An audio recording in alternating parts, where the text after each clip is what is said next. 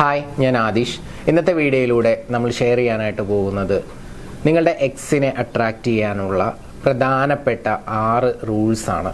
ഇത് കറക്റ്റായിട്ട് നിങ്ങൾ ഫോളോ ചെയ്യുകയാണെങ്കിൽ തീർച്ചയായിട്ടും നിങ്ങൾക്ക് 100% റിസൾട്ട് കിട്ടും എന്നുള്ള കാര്യത്തിൽ യാതൊരു സംശയവുമില്ല. നിങ്ങൾക്ക് ഇതുപോലെയുള്ള എക്സ് ബാക്ക് റിലേറ്റഡ് ആയിട്ടുള്ള ടോപ്പിക്സുകൾ ആവശ്യമുണ്ട് എങ്കിൽ, ഇത്തരത്തിലുള്ള ടോപ്പിക്കുകൾ ഇഷ്ടമാകുന്നുണ്ടെങ്കിൽ ലൈക്ക് ചെയ്യുക, നിങ്ങളുടെ എന്തെങ്കിലും ഒരു കമൻറ്റ് താഴെ രേഖപ്പെടുത്തുക. ഇഷ്ടപ്പെടുന്നുണ്ടെങ്കിൽ ഐ ലവ് ഇറ്റ് എന്ന് കമൻറ്റ് ചെയ്യുക. നമുക്ക് ഇന്നത്തെ ടോപ്പിക്കിലോട്ട് വരാം. വീഡിയോ പൂർണ്ണമായിട്ടും കാണണം. ഒരു 10 മിനിറ്റ് ഡ്യൂറേഷനേ ഉണ്ടാകത്തുള്ളൂ. പക്ഷെ നിങ്ങൾക്ക് ഇത് ഡീറ്റെയിൽഡ് ആയിട്ട് കാണുമ്പോൾ ഞാൻ എന്തൊക്കെ ചെയ്യണം, എന്തൊക്കെ ചെയ്യണ്ട എന്നുള്ളത് നമുക്ക് മനസ്സിലായി കഴിയുമ്പോഴാണ് വ്യക്തമായിട്ട് അത് അപ്ലൈ ചെയ്യാനും നമുക്കൊരു 100% റിസൾട്ടിലോട്ട് കൊണ്ടുവരാനും പറ്റത്തുള്ളൂ. പല ആളുകളുണ്ട് വീഡിയോ ജസ്റ്റ് ഒന്ന് പ്ലേ ചെയ്ത് 2 മിനിറ്റ് കാണും, എന്നിട്ട് 1-2 ടിപ്പ് മാത്രം അപ്ലൈ ചെയ്യും. അങ്ങനെ അപ്ലൈ ചെയ്തുകൊണ്ട് നമുക്കൊരു 100% റിസൾട്ട് ഗ്യാരണ്ടി പറയാനായിട്ട് പറ്റത്തില്ല. ഇന്ന് 6 റൂൾസ് ആണ് പറയുന്നത്. ഈ 6 റൂൾസും നിങ്ങളൊന്ന് കണ്ടു നോക്കുക. 100% നിങ്ങൾക്ക് റിസൾട്ട് ഗ്യാരണ്ടിയാണ്. ഓക്കെ, അപ്പോൾ നമുക്ക് ഒന്നാമത്തെ കാര്യം എന്താണെന്നുള്ളത് നോക്കാം. Do not let your ex see your emotions എന്നുള്ളതാണ്. അഥവാ നിങ്ങളുടെ ഇമോഷൻസ് ആ സമയത്തുണ്ടാകുന്ന, ബ്രേക്കപ്പ് ആകുമ്പോൾ സ്വാഭാവികമായിട്ടും നമുക്ക് ചിലപ്പോൾ ദേഷ്യം വരാം, ചിലപ്പോൾ നമുക്ക് ഭയങ്കരമായിട്ടുള്ള മിസ്സിങ് ആയിരിക്കും ഫീൽ ചെയ്യുന്നുണ്ടാവുക. ഇനി അതല്ലാന്നുണ്ടെങ്കിൽ നമുക്ക് ഉറക്കം വരത്തില്ല. അതുപോലെ തന്നെ നമ്മുടെ ഡെയിലി ഹാബിറ്റ്സുകളൊക്കെ ചിലപ്പോൾ പ്രശ്നത്തിലാവും. ജോലിയിൽ കോൺസെൻട്രേറ്റ് ചെയ്യാൻ പറ്റാത്ത അവസ്ഥ വരും. ഫ്രണ്ട്സിനോട് നമുക്ക് സംസാരിക്കാനോ അവരുമായിട്ട് മിങ്കിൾ ചെയ്യാനോ ഒന്നും ഒരു താല്പര്യമില്ലാത്ത അവസ്ഥ വരും. മൊത്തത്തിൽ നമ്മൾ ഡൗൺ ആയിരിക്കും. ഒരു ഡിപ്രഷൻ സ്റ്റേറ്റിലോട്ട് വരെ പോകാനുള്ള ചാൻസ് ഉണ്ട് എന്ന് എനിക്കറിയാം. കാരണം ഒരു അത്രയും നാൾ കൂടെ ഉണ്ടായിരുന്ന ഒരാൾ ബ്രേക്കപ്പ് പറഞ്ഞു പോകുമ്പോൾ ആ ഒരു അവസ്ഥയിൽ തന്നെ ആയിരിക്കാം.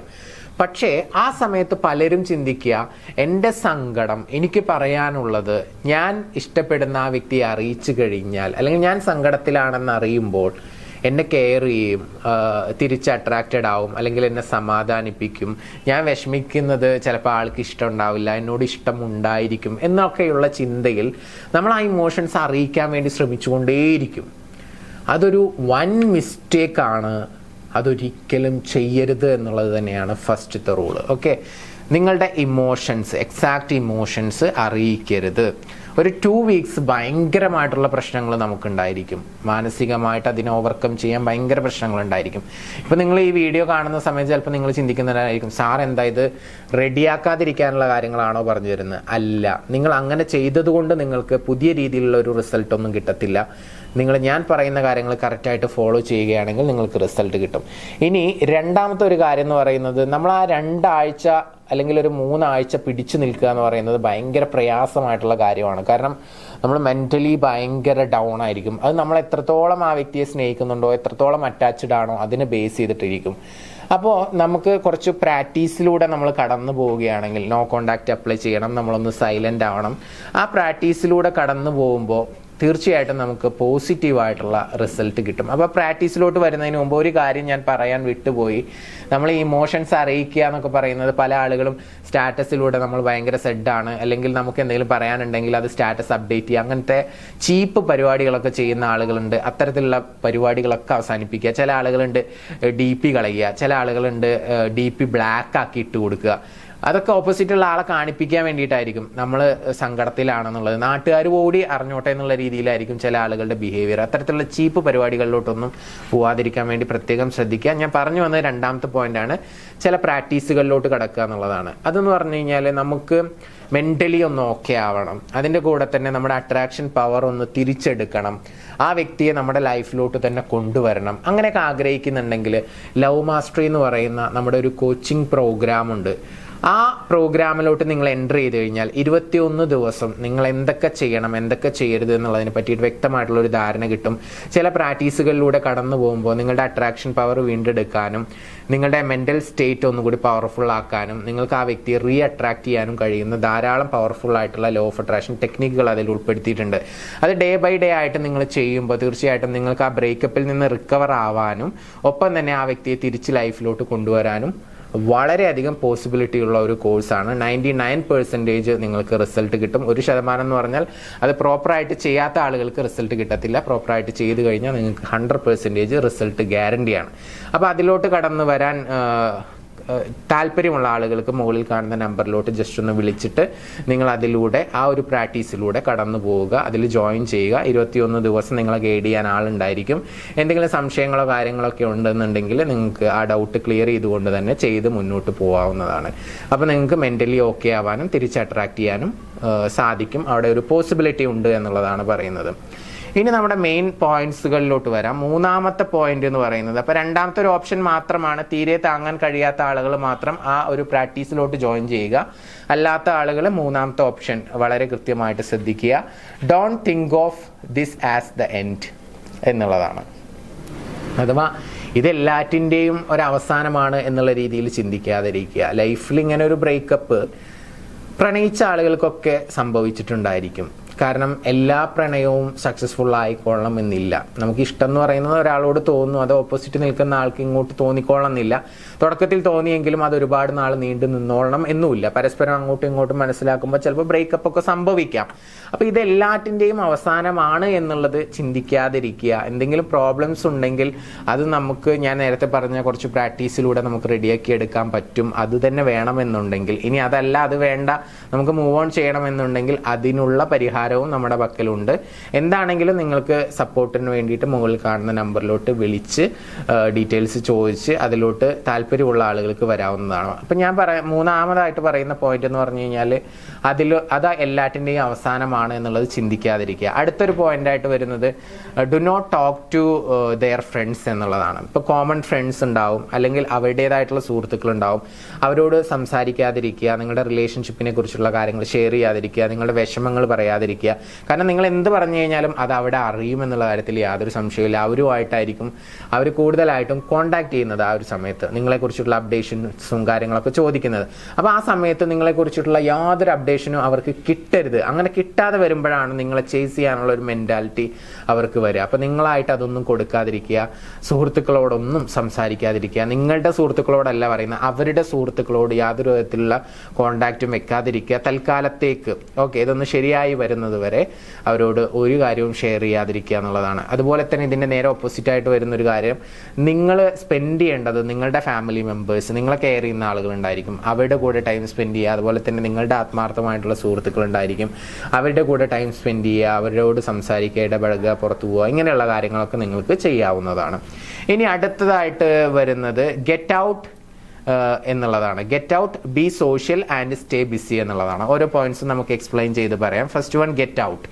നമ്മൾ വീട്ടിൽ ഇങ്ങനെ ഒരു സിറ്റുവേഷൻ ഉണ്ടാകുന്ന സമയത്ത് വിഷമിച്ചിരിക്കാതെ കൂടുതൽ സമയം അങ്ങനെ തന്നെ ഇരിക്കുകയാണെന്നുണ്ടെങ്കിൽ നമുക്ക് ഓവർ തിങ്കിങ് വരും, പല പ്രശ്നങ്ങളും ഉണ്ടാവും, നമുക്ക് അട്രാക്ട് ചെയ്യാൻ കഴിയത്തില്ല. നമ്മുടെ ആ ഇമോഷനിൽ നിന്നും നമ്മൾ പതിയെ പതിയെ ഹീലായി വരുമ്പോഴാണ് നമുക്ക് അട്രാക്ഷൻ പവർ കൂടി വരത്തുള്ളൂ. അപ്പോൾ സോ ഗെറ്റ് ഔട്ട്, പുറത്തു പോവുക, ചില്ലാവുക, യാത്ര ചെയ്യുക, സിനിമക്ക് പോവുക, അങ്ങനെ എന്തെങ്കിലും ഫുഡ് കഴിക്കാൻ പോവുക, സുഹൃത്തുക്കളെ മീറ്റ് ചെയ്യുക, മിങ്കിൾ ചെയ്യുക, ഇങ്ങനെയുള്ള കാര്യങ്ങളൊക്കെ നിങ്ങൾ ചെയ്തുകൊണ്ടിരിക്കുക. ഗെറ്റ് ഔട്ട് എന്നുള്ളത് കൊണ്ട് ഉദ്ദേശിക്കുന്നത് ഒതുങ്ങി കൂടി ഒരിടത്ത് തന്നെ ഇരിക്കാതിരിക്കുക എന്നുള്ളതാണ്.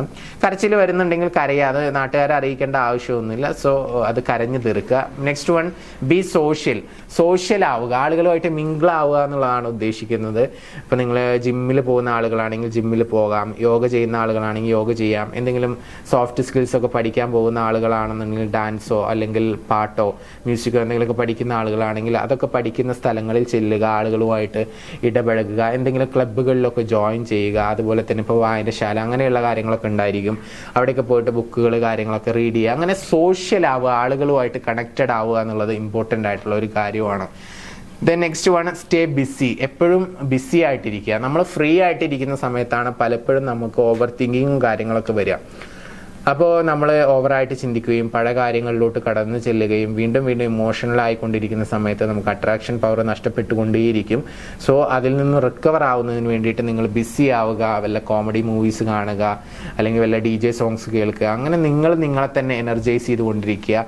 എപ്പോഴും ബിസി ആയിട്ടിരിക്കുക. പുതിയതായിട്ട് എന്തെങ്കിലുമൊക്കെ പഠിക്കാൻ വേണ്ടി ശ്രമിക്കുക. നിങ്ങളുടേതായിട്ടുള്ള ലക്ഷ്യങ്ങളിൽ കോൺസെൻട്രേറ്റ് ചെയ്യുക.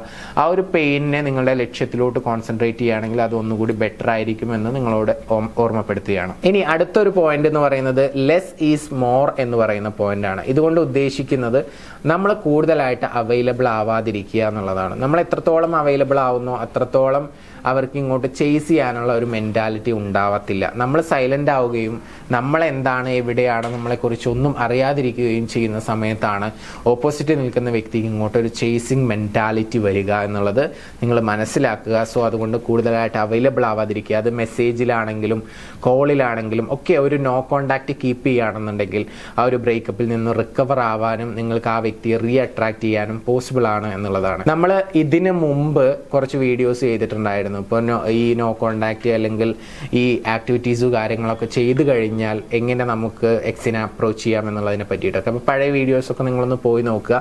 അത് നോക്കിയതിന് ശേഷം എപ്പോൾ കോണ്ടാക്ട് ചെയ്യണം, എപ്പോൾ മെസ്സേജ് അയക്കണം, എന്ത് മെസ്സേജ് അയക്കണം എന്നുള്ളതൊക്കെ ഡീറ്റെയിൽ ആയിട്ട് പറഞ്ഞിട്ടുണ്ട്. അങ്ങനെയുള്ള ആളുകൾക്ക് പഴയ വീഡിയോസ് കാണാവുന്നതാണ്. അഡീഷണൽ സപ്പോർട്ട് വേണ്ട ആളുകൾക്ക് മുകളിൽ കാണുന്ന നമ്പറിലോട്ട് വിളിച്ച് നിങ്ങളുടെ പ്രശ്നങ്ങൾ ഷെയർ ചെയ്യാവുന്നതുമാണ്. അപ്പോൾ ലെസ് ഈസ് മോർ എന്നുള്ളത് എന്താണെന്നുള്ളത് നിങ്ങൾക്ക് മനസ്സിലായി കാണും. കൂടുതൽ അവൈലബിൾ ആവാതിരിക്കുക, നോ കോണ്ടാക്ട് കീപ്പ് ചെയ്യുക എന്നുള്ളത് തന്നെയാണ് ഉദ്ദേശിച്ചിട്ടുള്ളത്.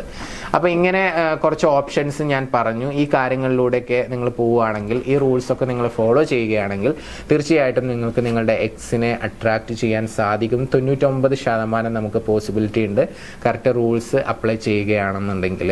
100% എന്ന് വേണമെങ്കിൽ പറയാം. പക്ഷേ ഈ 100% ആളുകൾക്കും ഇത് കറക്റ്റായിട്ട് ഫോളോ ചെയ്യാൻ സാധിക്കാത്തത് കൊണ്ടാണ് ഞാൻ 99% എന്നുള്ളത് പറയുന്നത്. അപ്പം നിങ്ങൾക്ക് നിങ്ങൾ സ്നേഹിക്കുന്ന വ്യക്തി തന്നെ വേണം, എനിക്ക് വേറൊരാളെ സങ്കല്പിക്കാൻ പറ്റത്തില്ല, അങ്ങനെയൊക്കെ ചിന്തിക്കുന്ന ആളുകളുണ്ട്.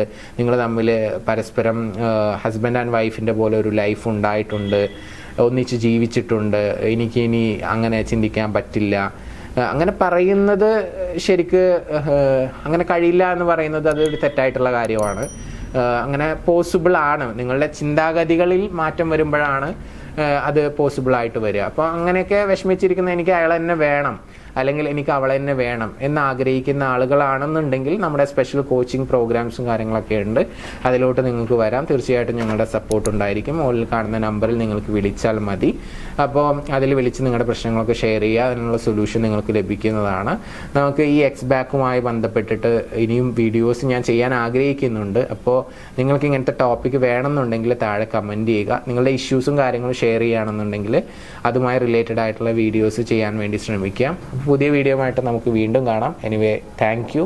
നമസ്തേ.